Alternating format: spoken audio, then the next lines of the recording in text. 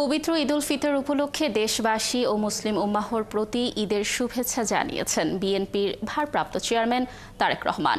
গণমাধ্যমে পাঠানো এক বাণীতে এ শুভেচ্ছা জানান তিনি।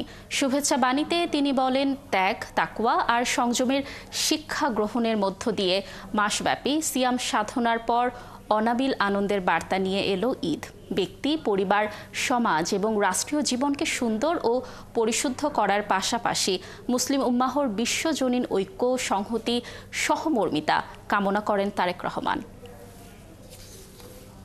বীর জনতার রক্তক্ষয়ী গণ অভ্যুত্থানের মাধ্যমে ফ্যাসিবাদের পতন ঘটিয়ে দীর্ঘ ১.৫ দশক পর গুম, খুন, অপহরণের ভয়হীন স্বাধীন সার্বভৌম এক গণতান্ত্রিক পরিবেশে দেশের আপামর জনগণ এবছর পবিত্র ঈদ উল ফিতর উদযাপন করছেন।